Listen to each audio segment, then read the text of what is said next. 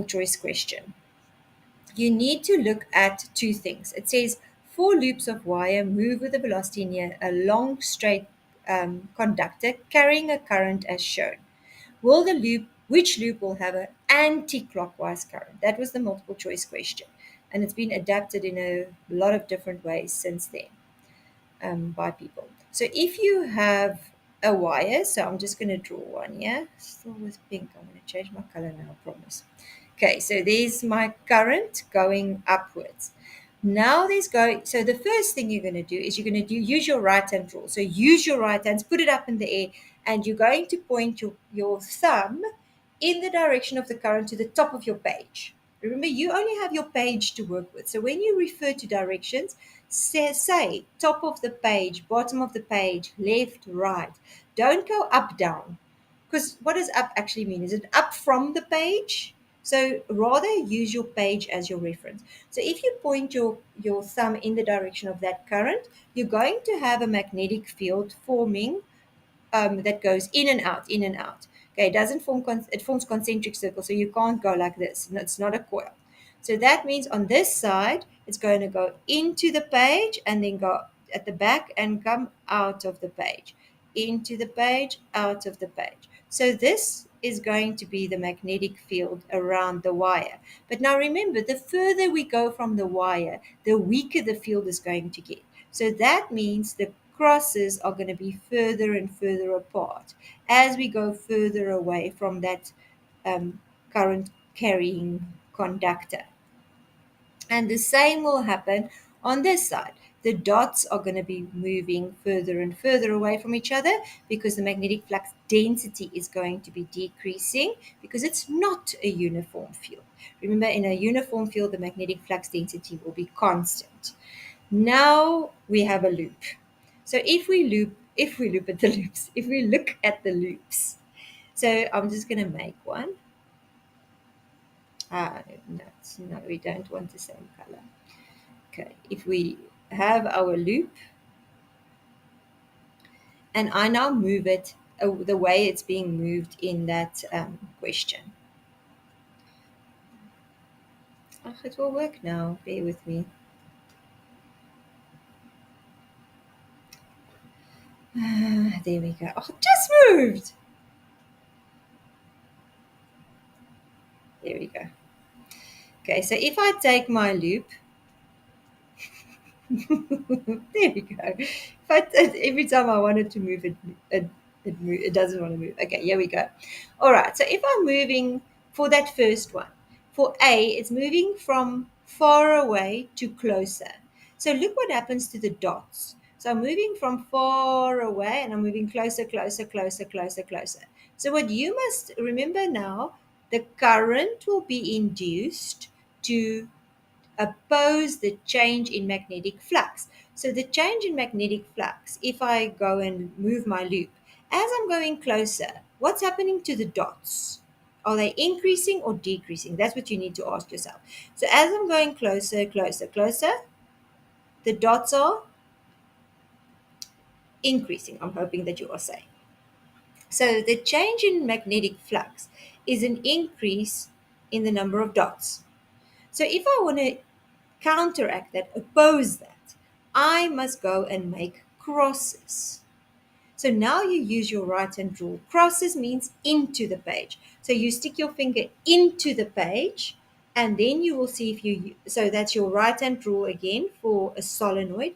So you're going to push your thumb goes into the page and then you will see that the current is going this way. Okay, because we are opposing the change in flux. But this is clockwise. So that is not the answer we were looking for. So it's not A.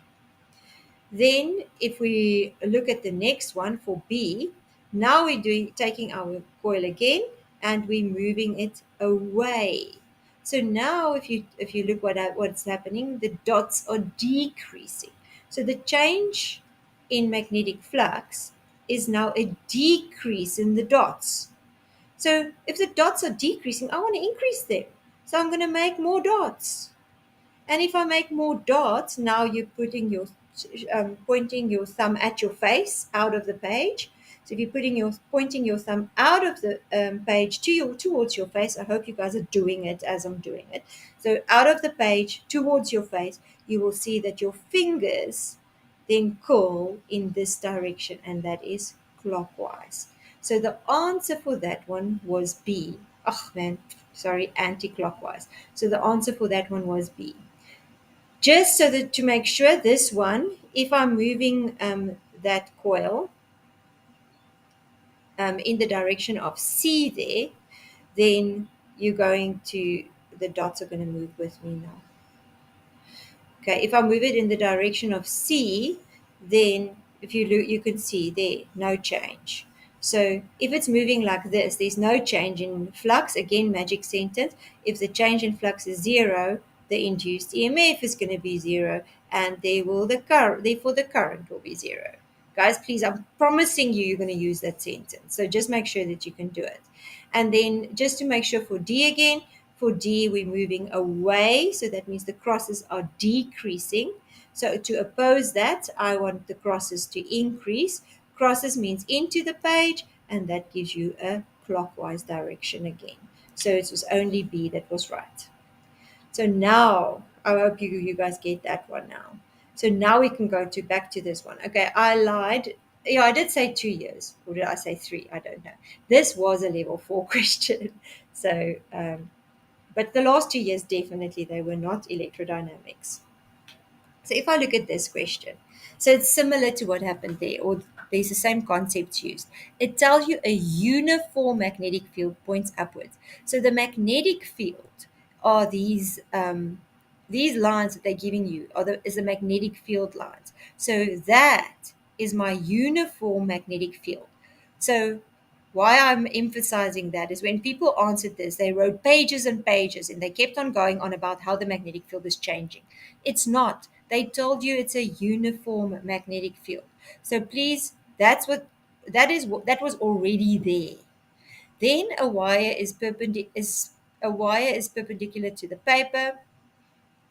So that's our wire. When the wire carries a current, the net magnetic field at X is zero. So now you know this is a wire. Around the wire, there's going to be a magnetic field forming. So that's going to be my magnetic field. And you know, the further I go, the further the lines will be. So they told you in the question that when the wire carries a current, the net magnetic field. So this magnetic field is already there. The existing magnetic field is already there. So to cancel that magnetic field, to make it zero, I have to have a magnetic field going in the opposite direction. That means this green magnetic field had to be in this direction to give me a zero magnetic field. And that was the first question. So it says state the direction of the current in the wire into or out of the page. Some people make up lefts or rights. Please read the question. You only had two options. You couldn't say up, down, left, or right, although some people manage that. So if you use your right hand rule again and turn your fingers in the direction of those green lines, so that's how your fingers are going to curl, your thumb should be pointing into the page. So the answer for 8.1 was into the page. So it would be across. I think there was a question. Oh no, it's an offline question. All right, so that was that. Now, this bit people did not read. Point Y is twice as far. So the question already told you that the net magnetic field here is zero. So there, the net, B net at that point is zero. And then half the country managed to write a full page, because this was when it wasn't right on yet, a full page explaining how the magnetic field here is going to be bigger or is going to be smaller. Please, nothing can ever be smaller than zero. That they already told you that the net field is zero. So the next question told you that Y is twice as far. I'm just cleaning up a little bit. So Y is twice as far. The magnetic field due to the current in the wire is inversely proportional to the distance from the wire. You should know that already. You know, the further I go, the weaker from the wire, so the green lines. As we go further from the wire, the green lines are going to be spread out more and more, so the field's going to get weaker. So this green field here is definitely going to be stronger than this green field here. So because I'm further away, and they even say directly proportional. So that means if it is twice as far, then it's going to mean that the green field here at y is going to be half of what it was here at x, because they told you it's twice as far and it's inversely proportional. So it's going to be half of what it was. So now the question said, and this question was terribly answered this year. So it says describe the net magnetic field at that point. Net field. Not magnetic field, net magnetic field. So you must realize that it cannot be smaller because it was 0 at x. So it cannot be smaller. So at y, let's look at the net field now. You still have the permanent field that's going up. That permanent field hasn't changed. But now the field going down is weaker. So now I'm going to, so if you were going to draw a force diagram, you can even try and do that. So this is going to be B up from the permanent magnet. This is going to be B down at point X from the wire. So B down is smaller than B up. So that means at Y, the B net is now going to be there. Remember, it was 0. So it means it's going to be 2 times the B at X. That's basically all you had to say. And it said, be specific about the direction and magnitude relative to B. So describe the net field. It will be pointing upwards. It will be twice that what it was at B. That counted 2 marks. And then it's pointing to the top of the page.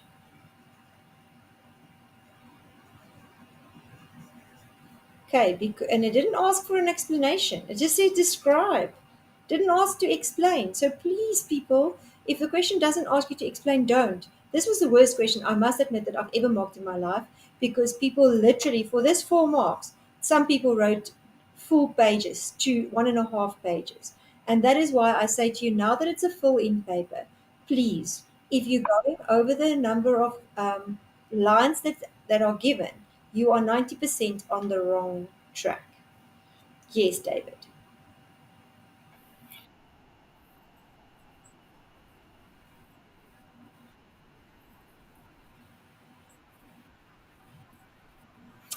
Did I read my question wrong? Let's go see. They said describe. I'm comparing it to the net field at B. I'm doing exactly what all of the country did. Let's just read again. It says describe the net magnetic field at point Y. Okay, so we said so the net magnetic field at point Y will be half of what it was at point X, but it says be specific about the direction and the magnitude relative to the uniform field. So the first part was perfectly right. So the net magnetic field will be, it will still be half of the net field. It will still be pointing upwards, so it will be in the same direction. So it will be same direction as the uniform B. Yes, thank you, David. Same direction as the uniform B. And it would be, they're asking about the net field. It will still be half of what the net of the B field. Happy?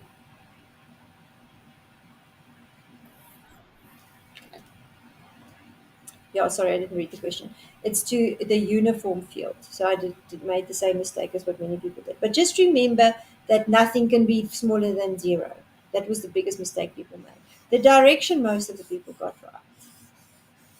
And then, oh, this, yeah, we were marking a day more than the other questions this year, because if you look at this question, it said name 2 practical examples of electromagnetic induction. So we were literally sitting on Google checking all the answers. Please don't make life so hard for the market. In the SAGs it says you must be able to do a practical application of electromagnetic induction and a practical application of electromagnetism. So please, the one is a motor.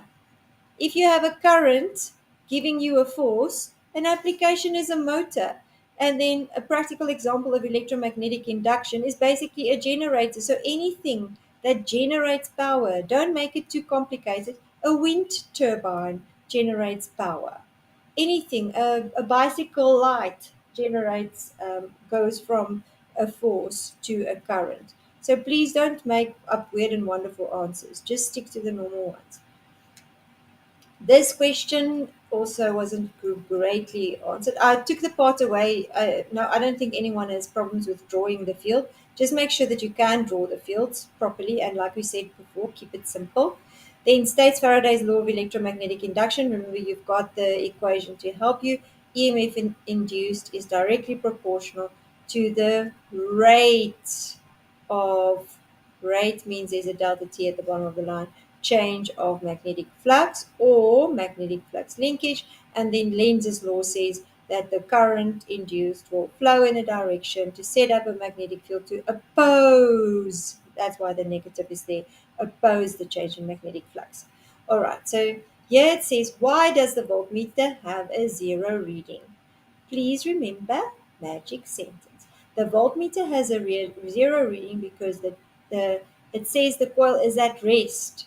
So if there are no movement, you must say what causes the magic sentence. So if there are no movement, the change in magnetic flux is zero. Therefore, the EMF induced will be zero, and therefore the current will be zero. Remember the order. Okay, so this time it wasn't current. They just asked about voltmeters, so you could have stopped there. Often it's current though. So just remember the order. All right, then it says, how can we now induce a current? This I did think was a little bit unfair because it said three different ways in which a EMF can be induced in the small coil. And movement or moving it in was and out was not counted as two different ways. So it was moving it relative to each other. So if you said moving it in and out, that was only seen as one way. Then you could have said that you can change the current in the solenoid. So use an AC current in the solenoid rather than a direct current. Or you can constantly, can't also say increase the current because you increase the current and then it's constant at that higher value, then it's not going to be there's not going to be a EMF induced. So everything that you mention must cause a change in flux. Otherwise, it's going to have no EMF induced. So moving it in and out of the or relative to each other, towards each other or away from each other, was only seen as one method. Even if you use a solenoid or you use a small coil, it didn't matter. Moving them towards each other and away from each other was given 2 marks because that's one way. The other way was using an AC or constantly increasing the current or constantly decreasing the current was given 2 marks. And then the other one was rotating the coils. So rotation was seen as a different type of motion, and that was given 2 marks. So a lot of people didn't get 6 marks because they saw movement as one, and they didn't get the marks. Yes, Daniel. No, it doesn't matter. So again, rotation of either one was given 2 marks. So it wasn't given separate marks. Yes, Nicholas.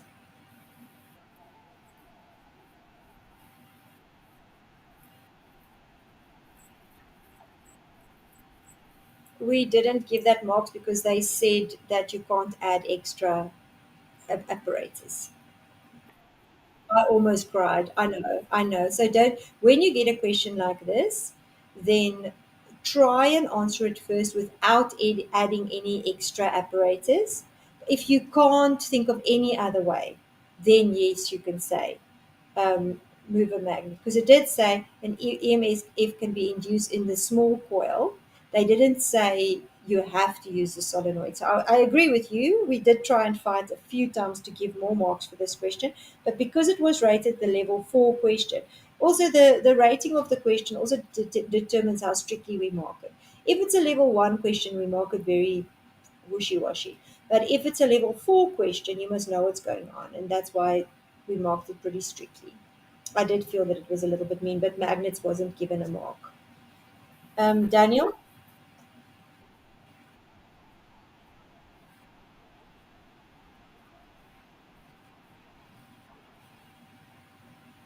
Wait, yeah, but it says stationary in the beginning.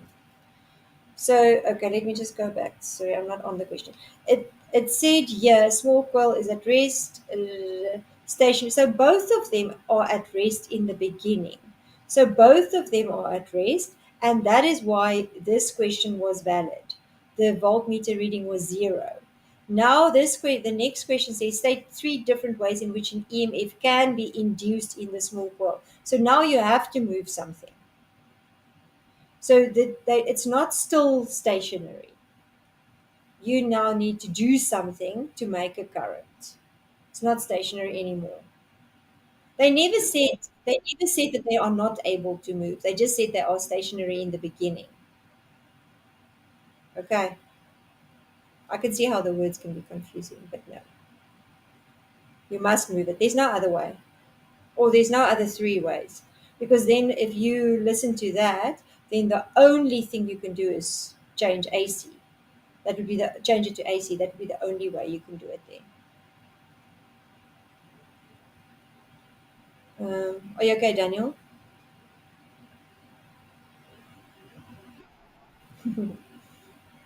I can't remember. There was a specific question about this one.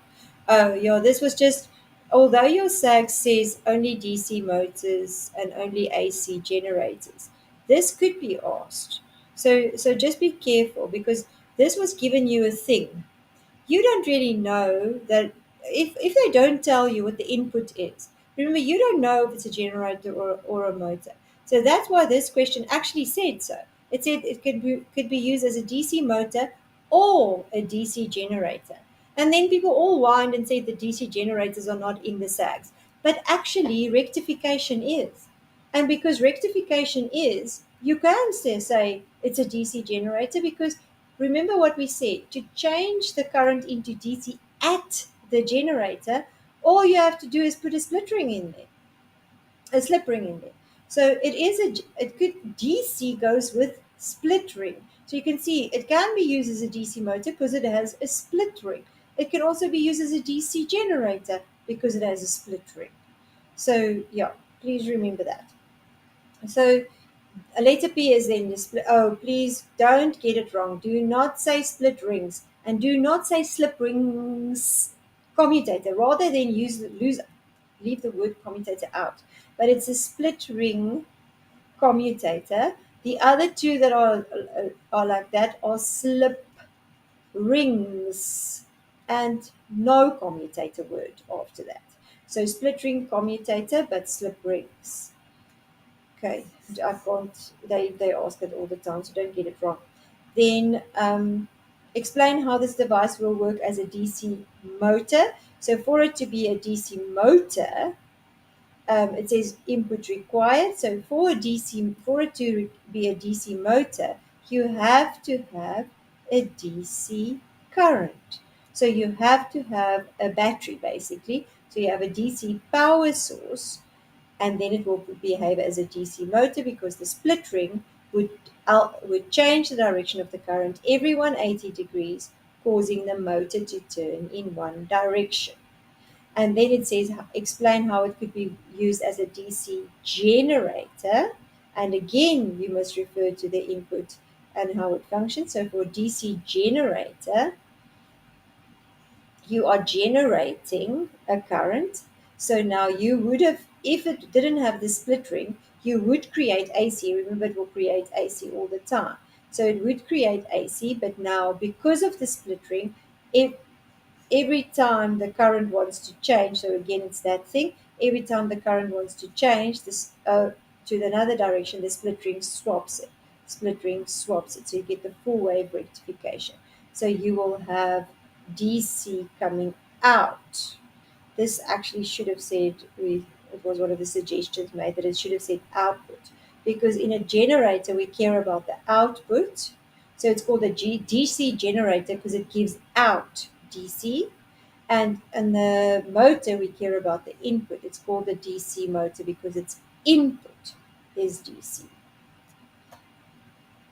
Okay, and then it says suggest one change that would improve its operation as a motor and as a generator. So again, the wording here was suggested that it would have said that it should have said suggest one change that would improve its operation as a motor as well as a generator, because then some people went motor and explained everything about a motor, and then went generator and everything about a generator, and we had to mark that right, where actually the point of this question was to find ways that will improve it for both a motor as well as a generator. So if you think about the two that I said are safe, to make it a better motor or a better generator, you can increase the strength of the magnetic flux density, which means stronger magnet, or you can increase the number of windings. Please remember that they don't allow the up and down arrows anymore, so don't use it. Say increase, decrease. Yes, Nicholas.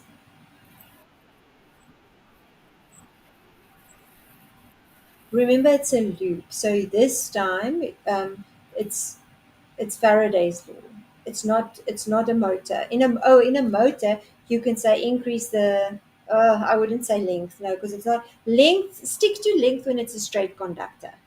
So here you could have said for a generator, you could have said increase the area, but then you need to say increase the area that's in the magnetic field. So for a motor, yes, you could say increase the length of the wire that is in the magnetic field. But length wouldn't work for a generator and area wouldn't work for a motor. So you would have had to be specific about the two then again.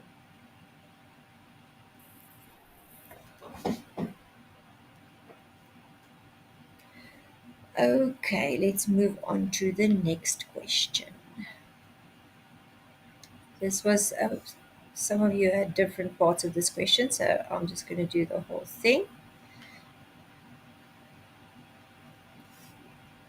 Guys, if you need a wee break, you can just go. I wouldn't know. I'm not going to stop for a break. You take it when you need it. All right. It says the diagram shows a straight conductor connected to a battery suspended between the poles of a permanent magnet, and it's perpendicular to the magnet. They normally give you perpendicular to the magnet because remember it's that BIL sine theta thing. So you know that F equals BIL sine theta works for a wire. That's the only place where you're going to use it. Straight conductor, or actually for a motor as well, but then this is not F anymore. That becomes torque, and then this is going to be BLN sine theta. This equation is not really there, but this is for a straight conductor. But if it's a coil, you don't have the length anymore, but you have windings. So that's going to be for a solenoid or a motor. Okay, so if I have a straight conductor, they did say the conductor is free to move. Now, the first question says, will the conductor move towards this side marked X or Y? Guys, please do not cheat your X's and your Y's. We had so many people giving us an answer that looked like that. And because so they weren't sure, or that's what we decided. They weren't sure, and then they made their answer look like an X or a Y and wanted us to choose. Sadly, that didn't work because these answers were all marked wrong in the end. So please, if you have an X or a Y, make it a clear X or a clear Y. If your handwriting is bad, don't make it bad here. Make sure we can see the X or the Y. Hopefully they will let you circle it. Now that we're used to a full in paper, we can actually make you circle the direction, and then that takes that away. Okay, so if you're looking at this, you can see your batteries there. Remember, the long side is positive, and the short one is negative. And we always use conventional current, so it's going to go from positive to negative. So the direction of the current in that wire is going to go from positive to negative when the switch is closed. Okay, and the question did say when the switch is closed.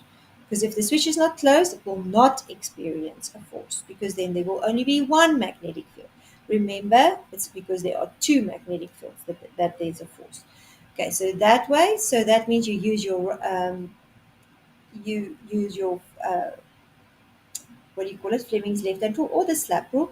I would just use the slap rule. So you point your fingers in the direction of the current, you slap south, and I want all of you to please quickly do it. Do it and tell me, will it move to Y or X? I get. Can someone shout? Or can all of you shout? What do you get? Y or X? Okay, I also got X. Because if you're slapping south and you're moving your current this way, then it's going to move towards X. Then this question, magic sentence for motors. It says explain why the conductors move. So you had to say that the magnetic field that so or you can call it the new magnetic field. So the magnetic field of the wire of when you switch on the current interacts with the existing magnetic field that was there already. And then the wire experiences a force from a high magnetic flux density to a low magnetic flux density. You have the memos for these, so I'm not writing it out properly, and you can always go and listen to this again if you forgot what I said. So, and no shortcuts, please. You can't write up arrow, down arrow. Okay, now the next question. Suggest two changes that could be made to the setup where either change would cause the conductor to move in the opposite direction. So it's moving this way. And now again, it says to this setup. So this is the setup. You cannot change, add extra things. So you couldn't add a magnet or add extra things. You can just change what is already here. So there are two things you could have done. You could have swapped around the South Pole and the North Pole. So you could have swapped the horseshoe magnet so that the South Pole and the North Pole is swapped around and then it would move out. Or you could have swapped the direction of the current and then it would move out. So either one of those changes would have make the wire go in an opposite direction. Okay. If, if there are questions, please ask. I'm assuming you're all fine with this. Moving on to the next question. It said for 8.4, identify two changes that could be made to increase the force that a conductor experiences. Again, we said it already. F equals BIL. It's Bill sine theta. So two changes that can be, that's not phi, sorry, getting my signals confused here. Sine theta, identify two changes that could be made to increase the force. So you can increase the strength of the magnet, you can increase the current, but please be careful. You must increase the length of the wire that's in the magnetic field, and you can't use a so and you've got a magnet there that is stuck. You can't use a different magnet. So for this one, it would actually only be the strength of the magnet and the current because it's already at 90 degrees. It can't be higher than 90 degrees, so the angle would not have helped. Okay, so it's increase the strength of the magnet, increase the current. Would be the only two that works there. Okay, then the question changed a little bit, and they said it's changed that it's now at 90 degrees, so it's suspended between the poles of the magnet, parallel to the magnet. Would the conductor still experience a force when the switch is closed? So if you're thinking about the current, will it still experience a force? The answer was just yes or no. So please remember the magnetic field is going this way. Oh, that is so bad. From north to south. So the magnetic field is going from north to south. The current is going this way. Can you see that it's still a 90-degree angle? It's not in the same direction. The only way where there will be no force is if the wire is placed in this direction. If the current was going like that and the magnetic field is going like that, because then sine theta becomes 180, which is zero. And then only will there be no force. So a lot of people said no, and it's not no. The answer is yes. Just look at the direction, and the direction is at the angle between the magnetic field and the current is still 90 degrees. So the answer was yes. There's only one more question, but it was sad because lots of people got it wrong. Okay, then they say a transformer is connected to the output of an AC diagram. So it's not the same one anymore. So now we can forget about that. And to the output of the to an AC generator. So all generators, remember, are AC. The generator produces 16 volts. The transformer. Oh, so this was the easy question because you just had to plug and play. But for 8.6 first, explain how the transformer. Oh, there was a question from the St. John's paper that you guys will see is exactly this. This question, and then and the other part was from the 2017 paper. So the St. John's prelim paper, you'll see in these. So I'm not going to go to them specifically because in these past papers, they are actually from these past papers. Okay, explain how the transformer changes the voltage output of the generator, referring to the basic operation of an ideal transformer. So what we were looking for here is exactly what I said earlier. So a transformer has an AC. You had to mention something about AC because it says AC. So the AC current in the primary coil. So the AC in primary coil gives us a change in magnetic flux that the secondary coil experiences. So the secondary coil experience the change in magnetic flux. And because it experiences a change in magnetic flux, it gives us an EMF that is directly proportional to the number of windings. So you had to say something about the number of windings as well. Okay, so then some people did say if there are more windings, it's step up transformer. If there are less windings, it's a step down transformer. That you could have added. We actually just gave a mark for mentioning something about being a directly proportional. So you had to say AC, you had to say number of windings, and then because the word said ideal transformer, you had to say that the power in the primary is equal to the power in the secondary. So there's no energy losses. So those were the three things that we were looking for when we marked that. And then this last one is plug and play. I don't even know if I should do it. I'm not going to do the calculation. It says the generator produces. So that is V primary. The transformer has 200 turns on the primary. So that is N primary. Remember, you can change this equation any way you want. They've given us that. How many turns must there be on the secondary coil? So they're asking us for N secondary coil if it produces 240. So that's V secondary. So then you just put your values in and you calculate. Use your calculator. I'm not going to do that one. Wait, let me just see if this bottom one. Oh, this was also from the St. John's paper, but it was actually from this paper as well. Explain why high voltages are used for the transmission of electrical energy. Use appropriate equation. Now, remember, if I want the power that is generated at ESCOM at the big factories, so all that power must come to our houses. So power at ESCOM must come to the house. Then power is equal to V times I. So if I want this whole V times I to get there, I've got a choice. I can let one little electron, so let's say I've got 100 watts. I can let one little electron carry the whole 100 watts over. So it's only one little electron causing friction in the wire. The other option I have is to let 50 little electrons each carry 2 joules of energy. Remember, current is particles voltage is energy. So if 50 particles carry 2 each, I still have 100 watts. So, but that means I've got 50 electrons here causing friction in the wire.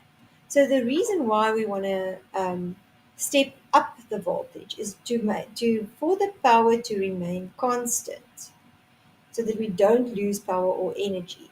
We want the voltage to be as high as possible so that the current can be as low as possible. But that is if we want the power to be constant. So then you could also use the equation that says W is equal to I squared R, because the resistance in the wire is constant. But if I then make a high current, it means that the energy, so you could call this lost energy. That means if it's the current is high, the lost energy is going to be higher, and therefore that's not great. We want energy, the lost energy to be as low as possible. So you can use either one of these. Just to explain it nicely, we marked according to the equation that people gave. So if they gave this equation, we marked according to that. If they use this equation, they had to do an explanation according to that. So just explain using, it does say use an equation. You can't just put a random equation and then not use it in your explanation. That doesn't work. That is in your books as well. I think this was the other question that you guys gave me from the St. John's paper, but it was from the 2017 paper. I actually can't remember how to do this question. Let me remember. Okay, so they said the resistance in the outside circuit, or outside, yeah, is decreasing at a constant rate. Okay, so the resistance is decreasing. If the resistance, remember, if the resistance is decreasing, it means that the current is increasing. So if the current here is increasing, that means the magnetic field is going to be increasing. So if you look at point P, the current goes from positive to, so the first part is easy. The current goes from positive to negative, so the current goes this way. If the current goes this way, remember you point your finger in the direction of those red currents. That means at P, it's coming out of the page towards us, and here it's going to go into the page. If you use your right hand rule for the straight conductor, it's going to go into the page there. So that means it's either C or D. So that's the easy part. So we know the rubbish will be those two. And then it says, in which direction is the magnetic field at point P pointing, and in which direction is the conventional current through the inside? Oh, okay. So now we need to look at what's happening here. So they said it's constantly decreasing. So the R is constantly decreasing, so I is constantly increasing. So if the current is constantly increasing, it means the X's are getting stronger. So if the X's are getting stronger there, it means that we want to counteract that by making crosses. So crosses would, so remember this is Lenz's law again. So the crosses are getting stronger. So this one there's going to be an induced current in this one, which is going to flow in a direction to oppose the change in magnetic flux. So the change in magnetic flux are crosses getting stronger. So I'm going to oppose that by making dots. So if I'm making dots, those are coming at my face. That means that the current in R is going to be going from X to Y. So the answer should have been C. I don't know if this and John Weber maybe ordered them differently, but it's the same question. Okay, and I think this was kind of the last one. Yeah.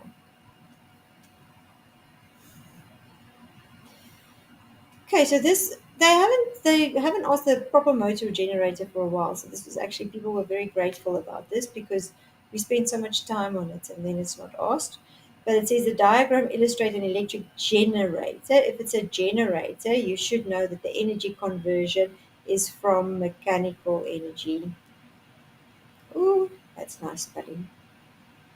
From E mechanical to E electrical. Okay, the energy conversion is often asked. A student states that the diagram illustrates an AC generator. Is this statement correct? Look there. There are slip rings. So remember, slip rings always goes with AC. Whether it's a generator or a motor, slip rings goes with AC, split ring commutator goes with DC. Please remember that. It's not about a motor or a generator, it's about the AC/DC. Okay. So yes, the student is correct because the slip rings causes the AC current that is produced not to be changed, and therefore, yeah, it is a AC generator. If it had a split ring, it would be DC. Faraday's law of electromagnetic induction, guys, you're going to get one of them. You're going to get Faraday's law of electromagnetic induction or Lenz's law, guaranteed. Make sure you can rub them in your sleep because they are, especially Lenz. It's not. It's really not easy. So make sure you can do it nicely. All right. So Faraday's law. Then draw a sketch graph of the EMF output of this generator as a function of time. So let's just do that quickly. The output, they want the EMF.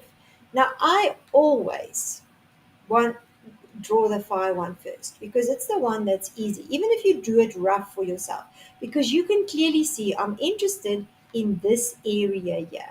So if I'm interested in that area there, I'm just checking how many lines or how many dots or crosses are going through that area there.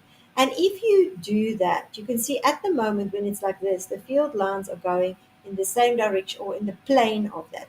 So flux here will be zero. There's no lines going through the area. So that means the flux graph is going to start at zero. If it's a normal generator, yes, it is going to look like a sine graph or a cos graph. So this is going to be position A. They wanted you to label A to Z, so that's going to be A. Here, you can see that you've got all the lines going through that area. So at B, it's going to be at a maximum. Now, it doesn't matter if you go up or down, they didn't tell you and you don't know. So you can either start going up or you can start going down, but it must be a maximum there. Then at C, it's back at zero. Then at D, it's just you can see if you look at these, it's just the opposite way. I can't really see it, but we're assuming it's turning in one direction. So that means at C, it's going to be minimum. Then at D, I'm talking nonsense, that is C. At D, it's going to be a maximum again, but in the opposite direction. So at C, it's zero, no lines. At D, maximum again, but in the opposite direction. And then it ends again at E at zero. So that's the flux one.